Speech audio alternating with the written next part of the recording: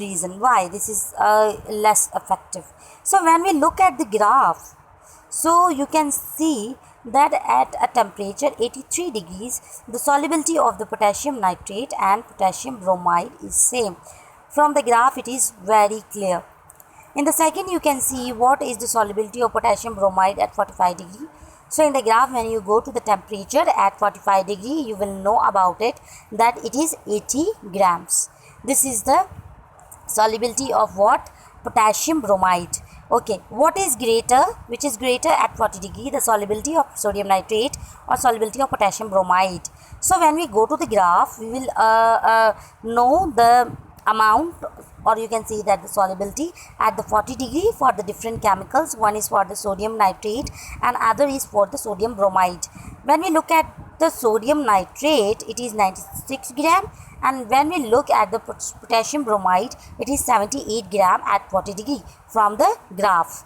Okay, उसके बाद हम आ जाते हैं क्वेश्चन नंबर 4 पर. आइडेंटिफाई फ्रॉम द ग्राफ से हमें मालूम करना है compound whose solubility is little affected with the temperature, with the increase in temperature. It means if we are going to increase the temperature, what will happen? It will have a very lesser effect, जिस पर सबसे कम effect हो solubility का. So when we change the temperature, when there is a increase in temperature, जब हम temperature को change करें तो उसकी solubility पर कम effect हो, means it must be a highly soluble compound. So in this regard, our highly soluble and most ionic compound is sodium chloride. So I'm moving towards now next slide. You can see here we have been given different kinds of questions. So here colloids. What are colloids? You know very well. Heterogeneous mixture of tiny compounds, particles of a substance dispensed through a medium is called a colloids. And example of the colloids are fog and dust particles suspended in the air are colloids. Milk, butter, cheese, jellies, halwa, these are mayonnaise are the examples of your colloids. बेटा अगर paper में आपसे पूछा जाए कि what are colloids, give with example. Please kindly define it will examples आप ज़रूर दिया करें, ठीक है. और अगर आपको कोलाइड के बारे में पहले आप एक स्टैंडर्ड एक डेफिनेशन इसकी याद कर लें जो यहाँ पर है, जैसे हेटेरोजेनियस मिक्सचर ऑफ एनी सब particles of a substance dispersed through a medium is called a colloid. Colloid के examples आपके सामने मौजूद हैं.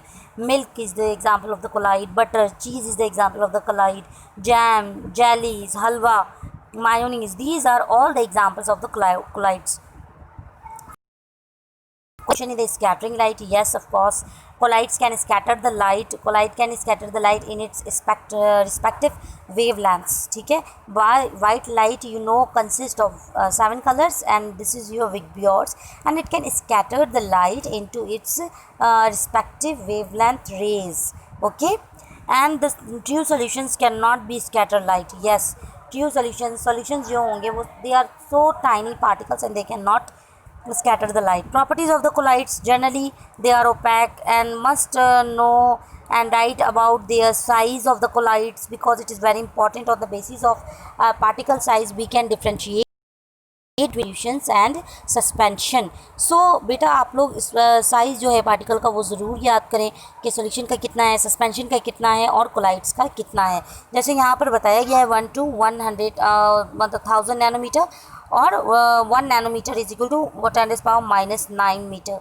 हमेशा के लिए याद कर लें कि 1 nanometer is equal to 10⁻⁻9 meters, and these particles can only be seen under electronic microscope. Colloids can scatter light. Yes, they can scatter light.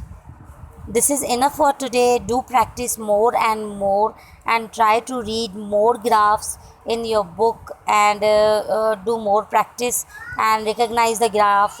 Do practice of how to recognize the graph. Okay beta, thank you so much. Allah Hafiz, fi amanullah.